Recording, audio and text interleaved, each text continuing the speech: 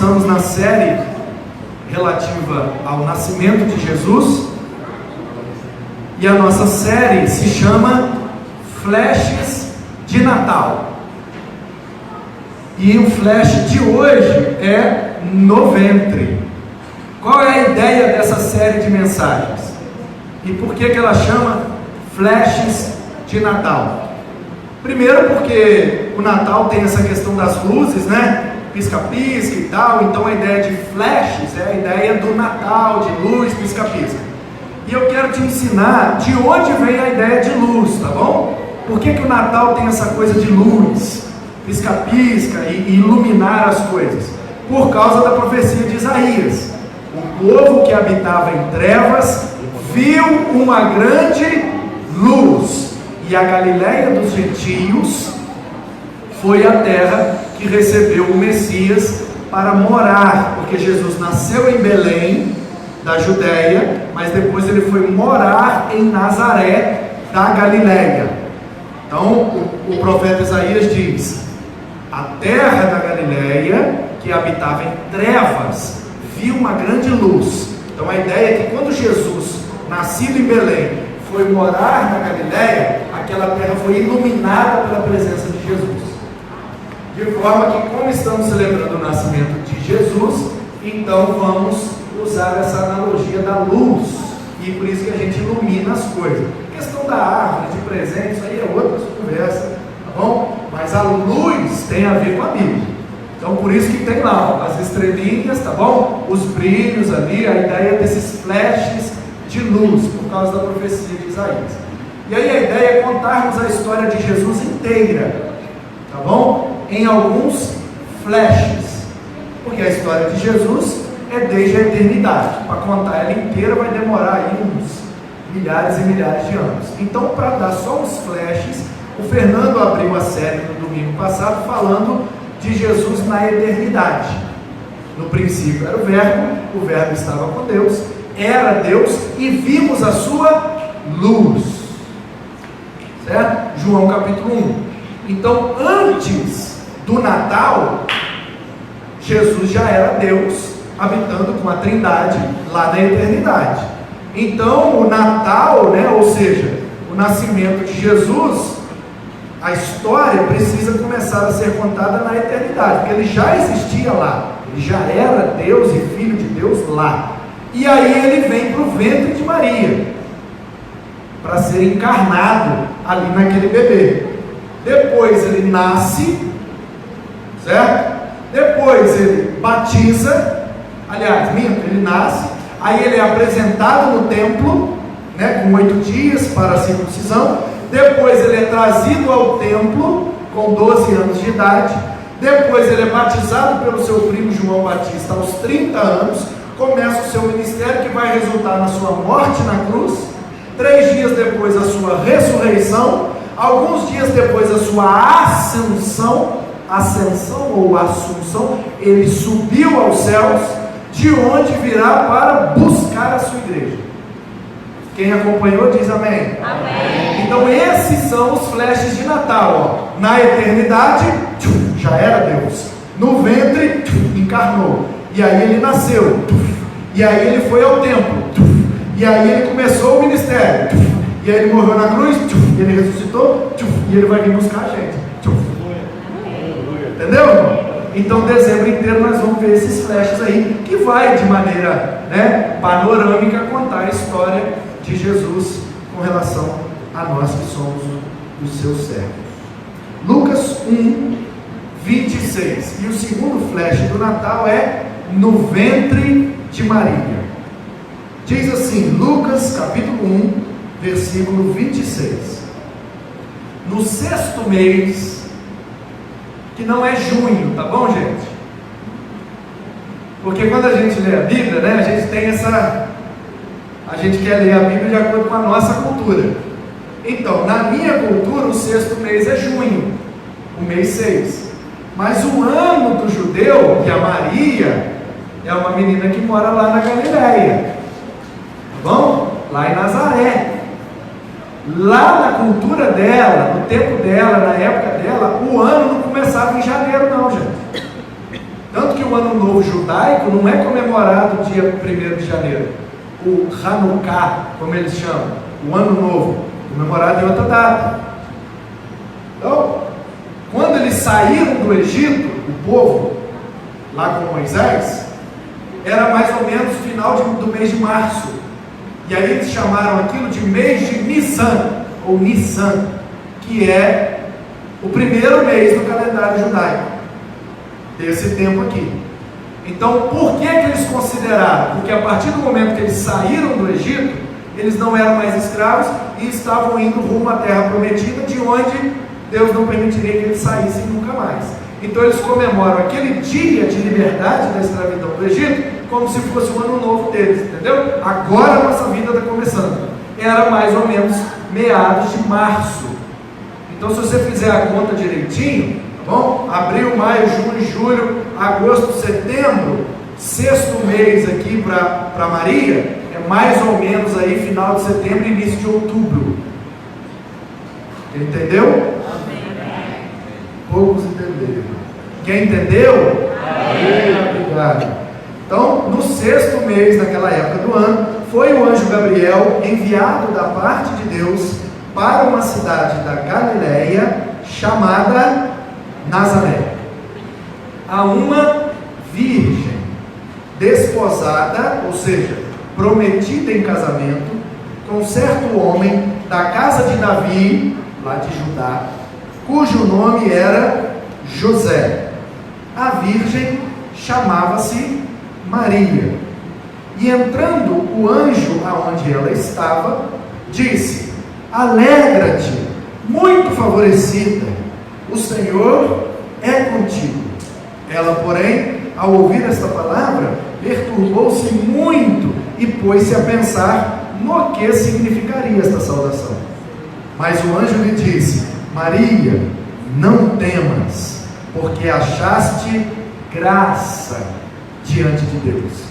Eis que conceberás e darás à luz um filho, a quem chamarás pelo nome de Jesus.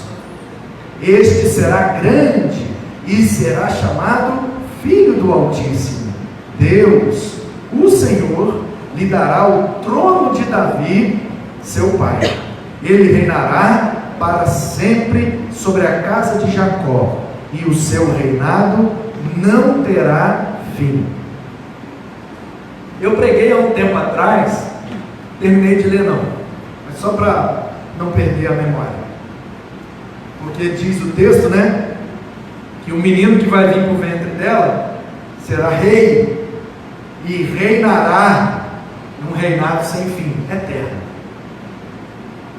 Há uns 3 anos atrás, mais ou menos, eu preguei aqui uma mensagem nessa perícope, nessa passagem, nesse texto.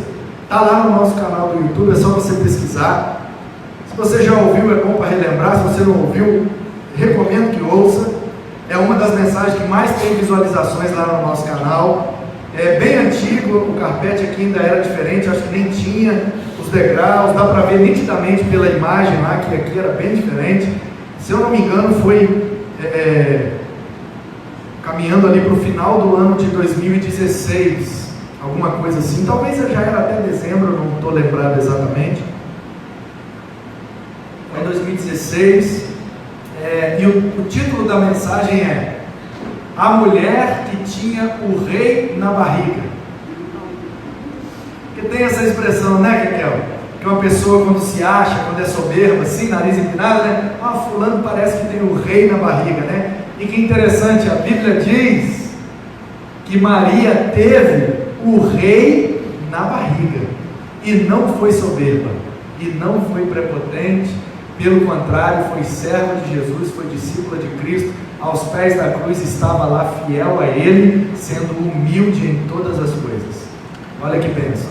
A mulher que realmente teve o rei na barriga, nunca usou disso para humilhar e para prejudicar ninguém. É um grande exemplo essa menina, que era uma adolescente, tá? Nós precisamos tirar da nossa cabeça, viu aí, meninas? Adolescentes que me ouvem aí, ó. Precisamos tirar da nossa cabeça que essa menina já era uma adulta. Porque na nossa cultura, ó, você viu o negócio do sexto mês, né? Se eu não te explico que o sexto mês aqui não é junho, passava batido, você achava que era junho. Então deixa eu te explicar uma coisa com relação à idade dessa menina. Na cultura dela, o texto diz, ela estava prometida em casamento. E nós sabemos que logo depois o casamento se consumou. Então ela já estava prestes a casar. Qual é o problema que nós nos equivocamos? Nós lemos a Bíblia de acordo com a nossa cultura. Na nossa cultura, qual é mais ou menos a época da vida que as meninas casam? Se não comer o bolo antes de cantar o parabéns, alguns me entenderam. Se não comer o bolo antes de cantar o parabéns, vai seguir o caminho normal, natural e correto, que é terminar a escola, fazer uma faculdade, conseguir um trabalho, o noivo ter um trabalho, comprar um terreno, construir uma casinha ou comprar um apartamento já construído, que seja financiado, com os dois trabalhando ou com um dos dois trabalhando, para que de maneira independente possam viver o seu casamento, porque a Bíblia diz, né? Deixando seu pai e sua mãe, tomará o homem a mulher como sua esposa e será com ela uma só carne. Então nós precisamos seguir o princípio bíblico de que quem quer casar tem que querer uma casa. Quem casa, quer casa, né? Esse negócio de eu vou casar, vou dar um jeito aqui, mas vou ficar vivendo as coisas do meu pai, da minha mãe, isso dá problema, porque quem paga a conta tem direito de... Então você não quer ninguém metendo pedreiro no seu casamento, você cuide da sua própria vida e seja responsável pelas suas finanças. Estou dizendo que você nunca vai precisar de uma ajuda financeira dos seus pais, de um parente. Isso acontece, mas o natural, o normal, o principal, para evitar maiores problemas, é seguir esse curso natural. Namoro, né? E aí evolui para um noivado, uma coisa conversada, dialogada, os dois se conhecendo, tendo convicção de que é aquilo que querem para as suas vidas, devidamente orientado pelos seus pais, pelos seus líderes, líder social, líder espiritual, líder religioso, dependendo aí do contexto. Estou falando em linhas gerais, na nossa sociedade atual, é assim que segue. E aí o noivado evolui para o casamento, e aí já tem ali mais ou menos onde morar, já tem mais ou menos uma fonte de sustento, às vezes vai morar de aluguel. Eu mesmo, quando casei, nunca morei com meu pai nem com minha mãe, mas o início do meu casamento morava de aluguel. Depois de um tempo é que tivemos condições então de ter o nosso imóvel e morar num imóvel próprio, mas às vezes não tem condição, mas pagava o aluguel, né? Então o natural é isso, é você progredir do namoro, passando pelo noivado, indo para o casamento, já tendo uma profissão, já tendo uma formação, tendo um básico para começar a vida a dois. E isso, no nosso tempo, a menina vai adquirir depois dos 25 anos, mais ou menos. Até ela terminar a faculdade, arrumar um emprego, arrumar um menino bom para casar, e noivar, arrumar o dinheiro para fazer o casamento, porque hoje em dia eu vou te falar, hein?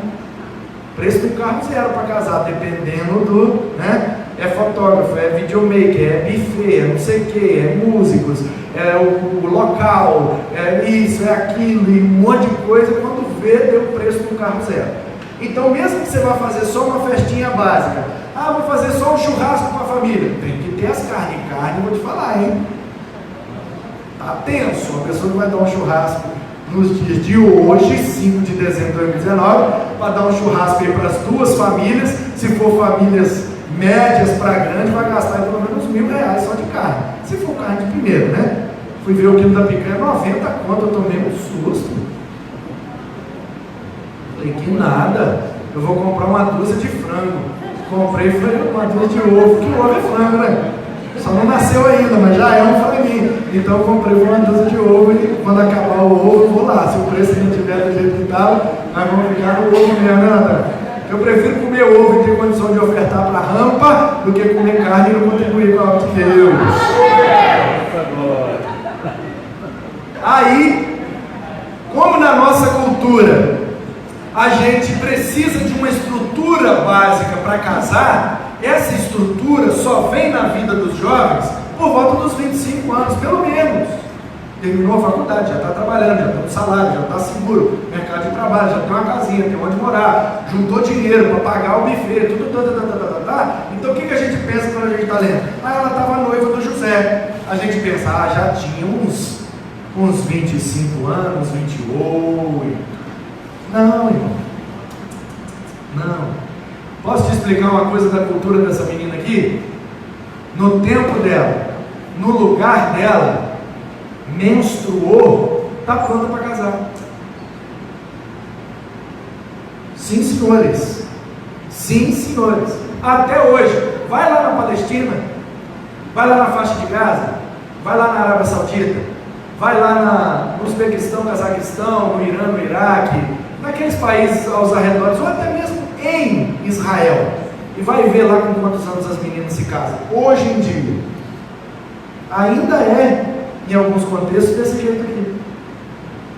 Casamentos de promessa, os pais prometem a filha em casamento para o outro pai, e aí a menina, quando atinge a idade da menstruação, entende-se então que ela atingiu a maturidade para gerar filhos, e biologicamente falando é isso, a menina menstruou, já está apta biologicamente a ter filho, mas socialmente falando, ter filho é uma outra conversa. Então, eles entendem assim, e na cultura dessa menina, 2000 anos atrás, era assim mesmo. Então, meus queridos, essa menina já está prometida, e já está chegando perto da data dela casar. Os eruditos que eu pesquisei, todos foram unânimes em dizer: essa menina tem entre 12 e 17 anos.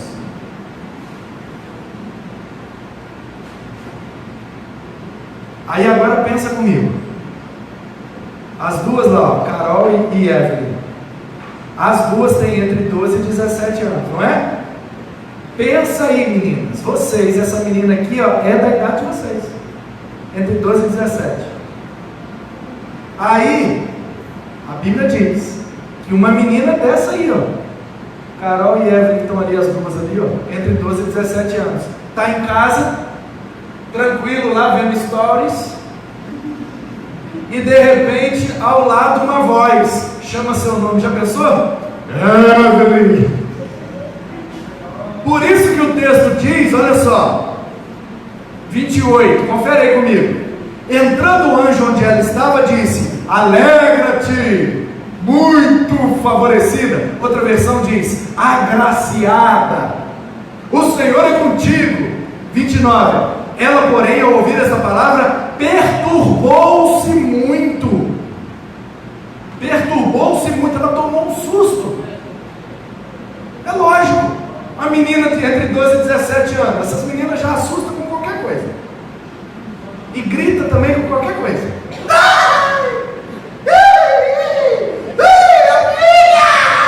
Junta 3 adolescentes, é um negócio, parece que tem alto-falante na goela, né?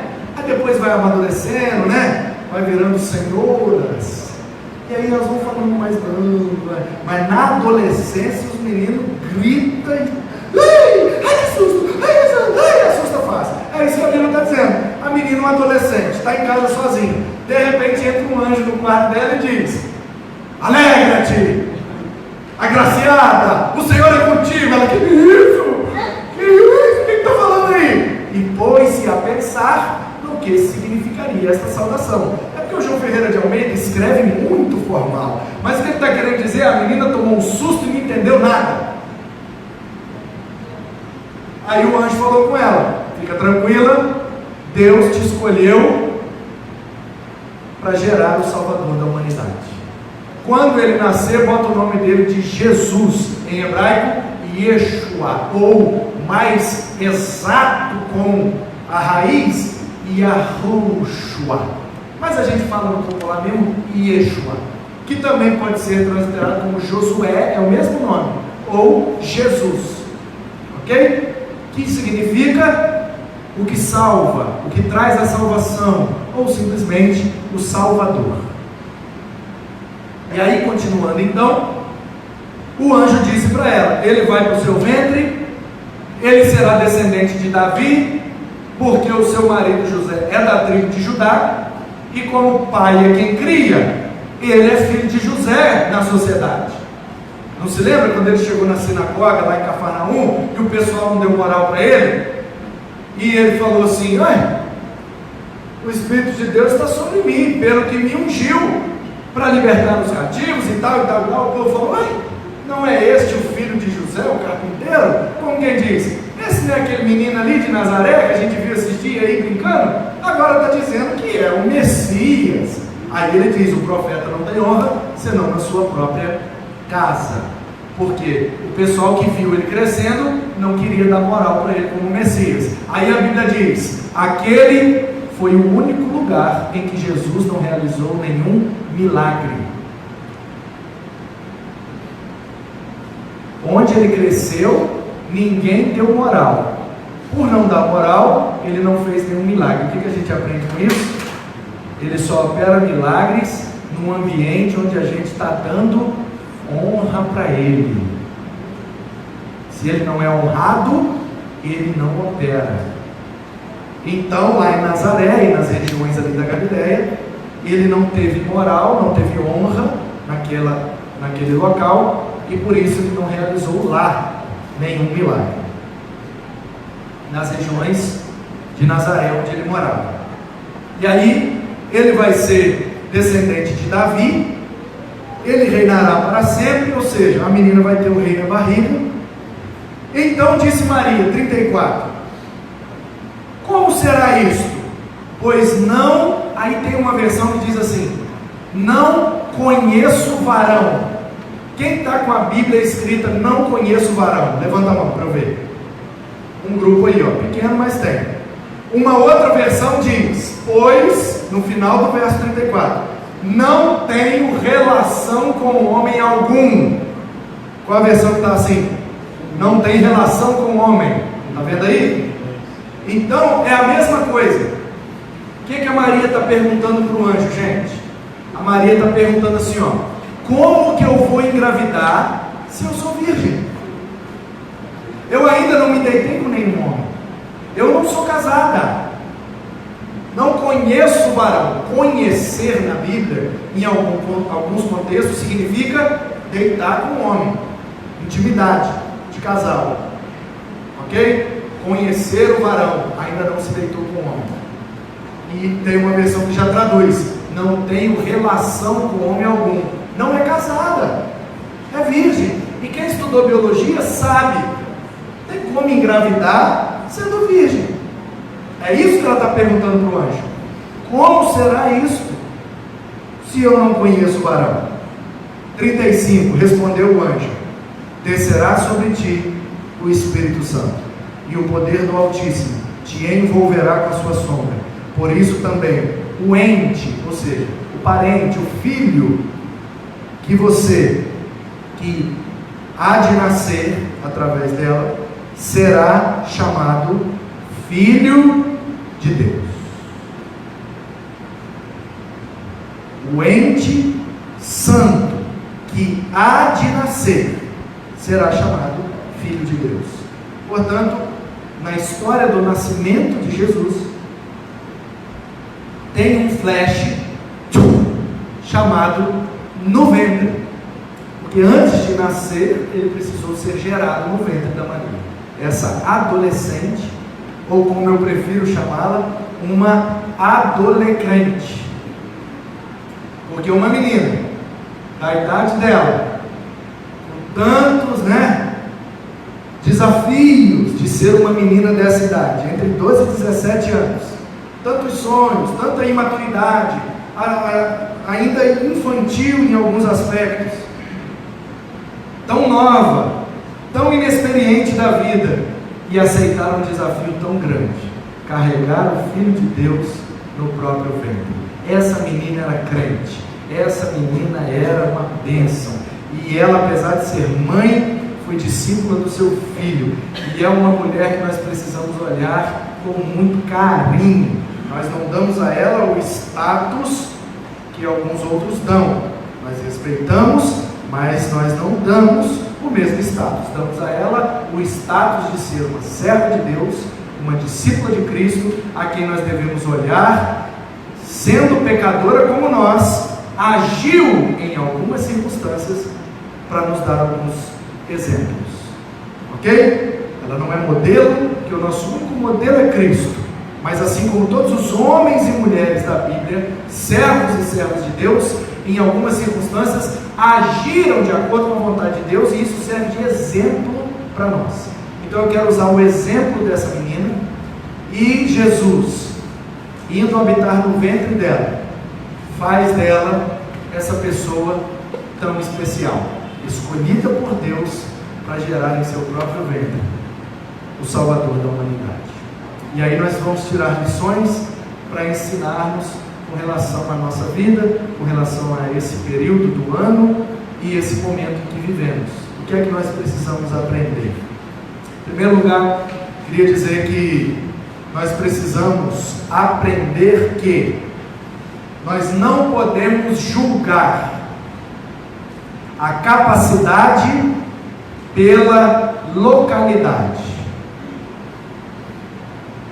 Vou explicar. Nunca julgue a capacidade de uma pessoa pela localidade dessa pessoa. Maria morava em Nazaré. Nazaré é uma cidade da Galileia. Deixa eu tentar te explicar. Na Palestina, naquele tempo, nos dias aqui do início, pouco antes do nascimento de Jesus, era dividida da seguinte maneira: a parte sul da Palestina era chamada de Judéia, porque a tribo de Judá ficava no sul. Então as regiões de Jerusalém para baixo é chamado de Judéia. De Jerusalém para cima, até antes do Mar da Galileia, a região central é chamada de Samaria, ok? E a parte norte, aos arredores do Mar da Galileia, é chamado de Galileia. Então nós temos a Judéia ao sul, a Samaria ao centro e a Galileia ao norte. Como que funcionava lá a questão na sociedade? O pessoal do sul, geralmente é assim, até hoje, em alguns lugares, muitos lugares, o pessoal do sul se acham os melhores, porque nós somos melhores, nós somos mais bonitos, nós somos mais inteligentes, nós somos os escolhidos por Deus, nós não nos desviamos, nós não caímos na idolatria, a gente foi para a Babilônia, 70 anos depois Deus libertou, a gente voltou com Esdras, Neemias, Zorobabel e os profetas Ageu, Zacarias, Malaquias, nós reconstruímos o templo, os muros, e reconstruímos e não caímos na idolatria, a gente tem um templo, e nós somos o povo escolhido de Deus, nós somos top dos top, nós somos tudo de bom. Judéia, os judeus eram assim, nesse tempo aqui, tá? Aí a turma do meio, os samaritanos, que é a turma da Samaria. Quem era esse povo? O povo das tribos do norte, que foram invadidos em 722 a.C. pela Assíria.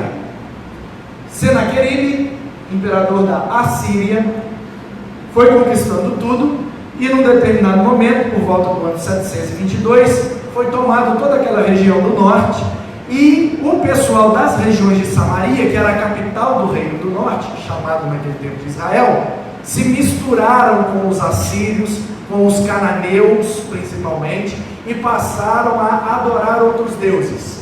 Se lembra daquela história da Bíblia de um rei chamado Acabe, rei de Israel, morando em Samaria, se casou com uma moça chamada Jezabel. Lembram-se dessa história? Jezabel é uma menina cananeia, ou cananita. Ela não é judia, ela não é israelita, e ela trouxe dos antepassados dos cananeus o deus Baal, e começou a botar uns postes, espécie de estátuas, onde o povo ia, deixava as ofertas, e eles achavam que aquilo era Deus que recebia, e aquilo era idolatria. E o rei Acabe levou a nação de Israel àquela idolatria, e todos os 19 reis do norte que reinaram a partir de Samaria se corromperam e foram idólatras. Por isso o juízo alcançou aquele povo, e eles perderam aquelas tribos para sempre. Até hoje as tribos do norte nunca mais se reuniram enquanto povo ali naquele lugar, perderam, se misturaram. Por isso, nos tempos de Jesus, que judeu não se dá com o samaritano, porque o judeu é o povo que foi para o cativeiro e voltou mais crente. O samaritano é o povo que experimentou o cativeiro e se desviou por completo. Então eles não se dão bem.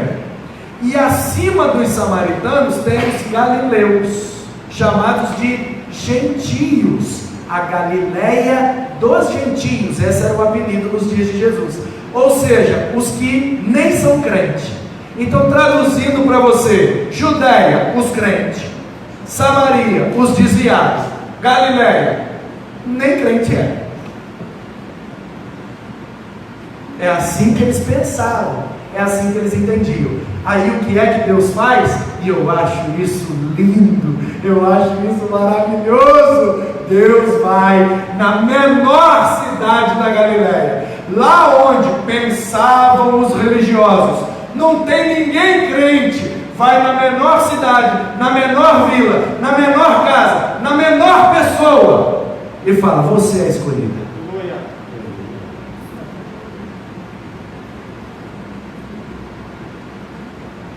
Não importa onde você nasceu, não importa a religião que você nasceu, não importa o contexto social que você nasceu, não importa o tamanho da sua casa ou o volume da sua conta bancária. Quando Deus do céu olha para você e diz: é tu mesmo. Glória a Deus.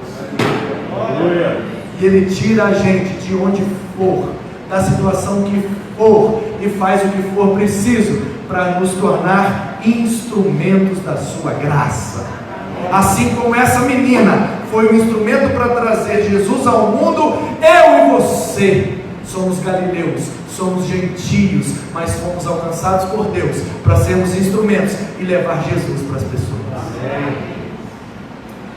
Em segundo lugar, eu quero destacar a você a obra fundamental que o Espírito de Deus tem nesse processo. Leia comigo o versículo de número 35. No 34, a Maria faz a pergunta óbvia: como que eu vou engravidar se eu sou virgem? 35 é a resposta do anjo. Respondeu o anjo: descerá sobre ti o... quem? Espírito Santo. O Espírito Santo. O Espírito Santo. Quem está comigo? Amém. O Espírito Santo é parte fundamental do Natal e da vida de um servo de Deus, porque é pela obra e poder do Espírito que ela engravida e gera o Filho de Deus. Sem o Espírito Santo não tem o Filho de Deus sendo gerado. Eu quero dizer para você, meu irmão, que você não é Maria, e você pode nem ser mulher, ou pode já até ter passado da menopausa, ou ter tirado até o seu útero. Você pode até ser um homem como eu digo, você pode hoje, pelo poder do Espírito, engravidar. O problema é que quando eu falo engravidar, a senhora, dona Gentila, olha para mim e pensa assim: o pastor está doido. Como que uma senhora na minha idade vai engravidar? É a mesma pergunta que a menina fez. Talvez o Adão que está aqui, ó, com cabelos grisalhos e esse bigode branco bonito, está olhando para mim e falando: pronto, o pastor endoidou de vez. Como é que eu, um bruto de um homem desse, já um senhor, daqui a pouco sendo até vovô, né? Daqui a pouco já é vovô. Como é que eu, sendo um homem, vou engravidar, pastor? O senhor está doido? O problema é que você está pensando com a mesma categoria dela. Você está pensando na biologia. Não, eu não tenho mais idade para ter filho, eu não tenho útero para ter filho. Mas quem disse que eu estou falando de biologia? Eu não sou professor de biologia, eu sou pregador das Escrituras, eu estou falando de espiritualidade. Se o Espírito de Deus é um papel e um elemento fundamental na sua espiritualidade, você vive engravidando. Por quê? Porque você vive gerando filhos no reino de Deus. Glória a Deus. Não tem como ganhar ninguém para Jesus, não tem como apresentar Jesus para ninguém, não tem como gerar filhos espirituais sem a presença eficaz do Espírito Santo, irmãos. Por isso a orientação é: enchei-vos do Espírito, busquem as coisas do alto, tenham os dons do Espírito, tenham o fruto do Espírito, porque quanto mais temos do Espírito em nós, mais filhos a gente vai gerar. Filhos espirituais, porque todo aquele que você ganha para Jesus e o discipula para ser um discípulo de Cristo, é seu filho na fé. Não é assim que Paulo chamava Timóteo? Meu filho na fé. Porque Paulo discipulou o Timóteo. Timóteo veio de uma família crente. Sua avó, Lloyd ou Loide, né, e a sua mãe Eunice, conhecia as Escrituras, era crente, casado com um grego, mas era de origem judia. E a avó de Timóteo ensinou essa Escritura para ele desde novo. Então, possivelmente, ele teve acesso à Bíblia, ele até creu na Bíblia, mas ele não foi discipulado, porque ele não ouviu corretamente sobre Jesus e não foi dada a ele a oportunidade de servir no corpo de Cristo. Paulo é quem fez isso por ele. E aí, sendo ele discipulado pelo Paulo, Paulo toma a liberdade de chamá-lo de meu filho na fé. E fé aí não tem relação à crença, tem relação à doutrina. Meu filho na fé quer dizer a quem eu ensinei a doutrina cristã e treinei, preparei para exercer o ministério assim como eu exerço. E depois ele enviou Timóteo para Éfeso e foi para Roma, e cada um seguiu sua vida, e o Timóteo foi pastor da igreja de Éfeso por um tempão. Então, meus queridos, a pergunta é: neste Natal, quantos natais nós vamos realizar? Quantas vidas vão nascer no reino e para a glória de Deus através do nosso ventre? Precisamos gerar filhos para Deus. Precisamos ser ousados, irmãos, porque o Espírito, diz a Bíblia, vai nos dar ousadia, intrepidez para pregar a palavra, para agir de acordo com os dons do Espírito e o fruto do Espírito, para gerar vidas para a glória de Deus. Meu desejo para a sua vida é que nesse Natal, nesse mês de dezembro, nesse fim de ano, nessa época do ano, você aproveite essa oportunidade, se encha do Espírito de Deus para gerar vidas para a glória de Deus. Em terceiro lugar, eu destaco a obra milagrosa de Deus na vida dessa menina. A menina engravidou mesmo sendo virgem. Por quê? Por que ela engravidou? Como que ela engravidou? Mas ela não é virgem. Não tem como, sendo virgem, engravidar. É contra as leis da natureza. E aí, para responder essa pergunta, eu vou te contar uma história que eu já contei quando preguei a outra mensagem nesse texto. Uma outra mensagem, pode conferir lá, completamente diferente, que agora está focada aí no Natal. Mas a história é a mesma, eu vou tentar resumir para encerrarmos antes do horário. Eu morava em Guarapari, estava cursando o 4º ano do seminário de teologia, sendo preparado para ser um pastor batista. No 4º ano do seminário, tivemos um feriado emendado, que emendou, na sexta-feira era um feriado nacional, e na segunda-feira era um feriado local, no município onde minha mãe morava. E aí ela veio passar esse feriadão, né? Chegou na quinta-feira à noite, e ficou sexta, sábado, domingo, e almoçou na segunda-feira e foi embora. Ficou esse feriadão com a gente, lá em Guarapari. Porque a gente que mora na beira da praia, os parentes vêm tudo e é bênção. E aí minha mãe passou o feriado com a gente foi pra praia, e minha mãe, né, galega assim igual eu, e a gente passa um dia na praia, já fica vermelho igual um camarão, e aí tome hidratante, ventilador, e ar-condicionado, hidratante, aquela doideira. Falta de melanina é um problema, né?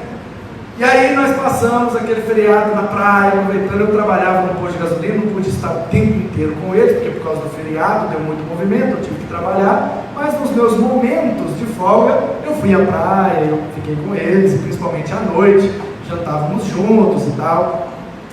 E aí, num desses dias, se eu não me engano, num domingo à tarde, minha mãe sentou, chegamos na praia, né? Comemos aquele famoso macarrão com salsicha, né? Louvado seja Deus.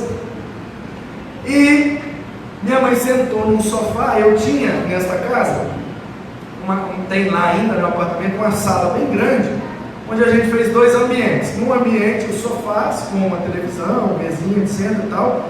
E num outro ambiente, como eu já estava no seminário, eu comecei a adquirir alguns livros e bíblias. Então eu já comecei a montar ali a minha biblioteca, que ainda era muito modesta. E aí eu organizava a biblioteca de um jeito que para mim é todo conceitual, porque para mim não precisa fazer sucesso, mas tem que fazer sentido. E eu organizava assim: na primeira prateleira embaixo eu colocava todas as bíblias, as versões, né, traduções, as que eu tinha naquele tempo. Hoje eu tenho algumas a mais, amém, mas na época era bem pouco, era apenas uma prateleira, como é que chama? Uma estante, né, de prateleiras. E aí na de baixo, na do chão mesmo, eu colocava as bíblias, querendo dizer assim, ó, a Bíblia é a base da teologia. Aí vinham os livros de teologia, teologia sistemática, geografia, ética, geografia, sei que, comentário, exegese, hebraico, grego, as matérias, ainda poucos livros eu ali espalhava, tal. E em cima, na prateleira de cima, ficava uma Bíblia, que era bem grande, ainda fica. No meu gabinete tem a biblioteca, se você quiser ver, vai lá. Na prateleira de cima, uma Bíblia grandona aberta.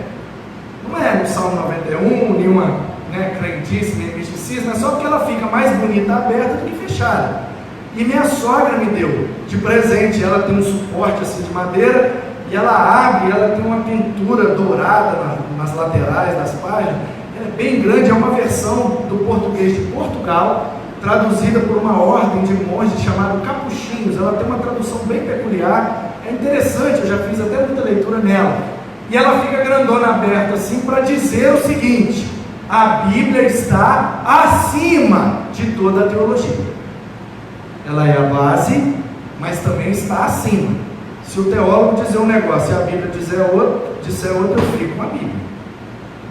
Então, minha mãe sentou e tinha um sofá que virava cama, e tinha a mesinha assim, uma escrivaninha com minha cadeira e tal. Ela sentou no sofá, abriu a porta lateral, o ventinho que corria da praia, ela toda bisuntada de hidratante, vermelha, né, sentou ali e ficou olhando aquela biblioteca minha. Aí ela olhou aquela biblona grande lá em cima e deu um grito. E minha mãe, quando vai me chamar, ela é bem delicada, uma italiana de 1,80 m, vermelha, estressada. Ela me chama carinhosamente assim, ó: Manu!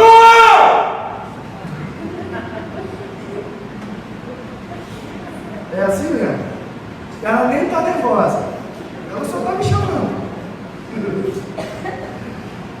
Eu lembro quando eu era criança, eu estava brincando de pique em cima da árvore, fazendo bebedeira na rua. Ela botava a cara na janela, ela dava um grito só. Não importa onde eu estivesse na cidade, eu ouvia. Uma cidade pequena, 6 mil habitantes, ela só falava: e aí aquilo ia reverberando no pessoal. O pessoal: mas Manu está chamando, Manu está chamando. Onde eu tivesse chegado, sua mãe está chamando. Aí eu ia correndo, depressa. Ela falava assim: passa aqui. Aí eu estou lá no quarto, passando hidratante, tomei um banho, nem enxuguei. Estou lá e eu ouvi: uau! Eu eita.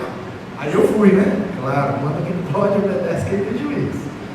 Fui lá: oi mãe. Ela: senta aqui. Ela tá de boa. Aí tá tudo bem. Senta aqui. Aí eu: fala mãe. Aí ela: você acredita nesse livro aí? E deu de queixo assim, como quem diz, a Bíblia grande lá. Você acredita ali, tudo ali? Eu falei: acredito, irmão. Não só acredito, como eu creio. Ela, começa não.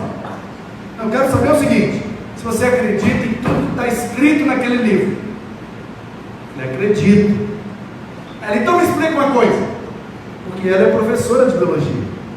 E ela é mestre, tem mestrado em educação sexual, afetivo sexual. Ela tem livros escritos, foi palestrante e tal. E aí ela foi minha professora de biologia no ensino médio. E ela é a melhor professora que eu já conheci na minha vida. Um negócio absurdo, a capacidade didática que ela tem. E aí ela falou comigo, então me explica uma coisa. Naquele livro ali conta uma história que a Maria engravidou e era virgem, né? Eu falei, Ela, como é que você explica isso? Você estudou biologia comigo. E aí? Eu falei, bom, o negócio é o seguinte. A senhora acha mesmo que essa é a história mais difícil de acreditar da Bíblia? Ela falou, e tem outra? Eu falei, tem. Aí eu comecei, de trás para frente com ela. Eu vou ser breve, mas eu fui contando para ela a história de Jonas, né? 3 dias, 3 noites na barriga do peixe. Ela falou, isso aí é outra coisa que está errada, porque não foi baleia. Aí eu falei, mas quem disse que foi baleia? Ela, vocês que dizem que foi baleia. Jonas e baleia, não é essa história? Eu falei, não, isso aí é a história de quem não conhece Bíblia. Quem conhece Bíblia não chama de baleia não, é Jonas e um grande peixe, que é isso que a Bíblia diz. A Bíblia não diz baleia. Aí ela, então tá. Eu falei, claro, porque a baleia tem a traqueia fina, né, mãe? E um ser humano adulto não passa na traqueia de uma baleia. Então possivelmente foi um mamífero, que pode também ser considerado uma baleia, mas é chamado de cachalote, um mamífero enorme que habita nas águas abissais do mar Mediterrâneo e que tem recentemente vários casos de que engoliu seres humanos e outros animais de grande porte e depois de horas ou dias colocou para fora num processo de ruminação, pois é um mamífero, e sai. E ela tem lá uma questão no estômago diferenciada, uma câmara. Tem uma câmara de ar que mantém a respiração dela nas águas, que é um peixe de águas abissais, vai muito fundo. Então ela tem, além dos pulmões, como um mamífero, uma câmara de ar, que é uma espécie de reserva de oxigênio numa parte do estômago, de forma que se engolir um animal e o animal cair naquela câmara, ele vive com o ar que está concentrado ali. Então é normal um cachalote engolir seres vivos e no processo de ruminação dos alimentos, botar para fora e o bicho ainda está vivo, porque viveu baseado naquilo ali. Aí ela falou, muito bem. Aí eu falei com ela da história de Elias e Eliseu, né? Que veio uma carruagem de fogo, os separou, leia bem, 2 Reis, capítulo 4, veio um redemoinho e levou Elias para o céu. Aí ela falou, que isso? E o que aconteceu com o homem? Eu falei, está lá no céu. E aí eu falei, acabou a história. Ela, você acredita nisso? Eu falei, acredito. E o que aconteceu com ele? Eu falei, não sei, quando eu chegar lá eu pergunto. E você acredita nisso? Acredito. Aí ela, não, meu filho, você está pior do que eu pensava. Aí eu fui contando a história de Jericó, a história do Mar Vermelho, e fui contando histórias, eventos sobrenaturais, até que eu cheguei num ponto e falei assim com ela, mãe, agora eu quero falar para a senhora o versículo mais difícil de acreditar, de toda a Bíblia. Ela falou, e qual que é? Aí eu, seminarista, né? Sabe qual é a diferença do pastor para o seminarista? Sabe ou não? O pastor acha que sabe tudo. O seminarista tem certeza. Sabe tudo. Aí eu era seminarista de 4º ano. Para fazer uma graça com ela, eu mandei Bereshit bara Elohim. Et ha-samaim, et ha-ares. Ela, menino, para de pantomima. O que é isso aí? Eu falei, é hebraico. A língua original que foi escrito o versículo mais difícil de acreditar. Aí ele, qual versículo que é esse? Eu falei, no princípio criou Deus os céus e a terra. Aí ele, qual versículo é esse? Eu falei, é o primeiro.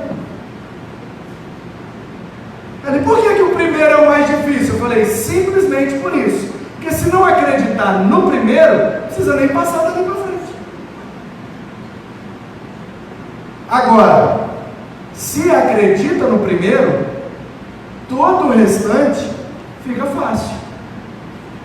Porque um Deus que tem poder para criar os céus e a terra, tem poder para fazer o que quiser.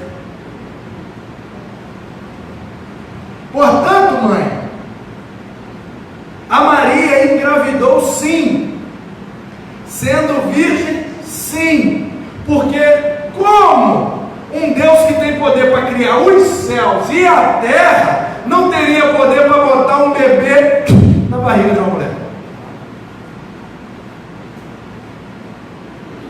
Aí ela virou para mim, como uma boa bióloga, e perguntou, e de onde que ele tirou o espermatozoide?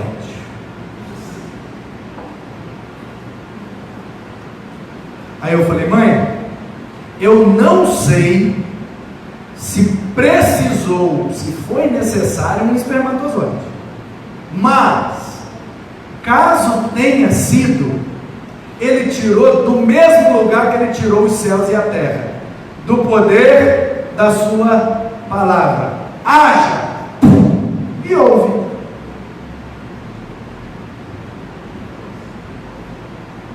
A ela, menino, você está danado, hein? Falei, não, danado não, estou abençoado. Aí eu virei para ela e falei, sabe por quê, mãe? Você está com dificuldade de crer nessa história? Porque você parou no versículo 36. Se você tivesse lido até o 37, você saberia como está escrito, porque para Deus nada é impossível. Lucas 1:37, concluindo o segundo flash de Natal. Por que é que Maria engravidou mesmo sendo virgem? Porque para Deus nada é impossível. Eu não sei o que é que você entrou aqui hoje pensando que seria impossível. Eu quero te dizer, não importa o lugar que você está, se o Espírito de Deus tiver liberdade para agir na sua vida, nada será impossível. Amém? Louvado seja Deus.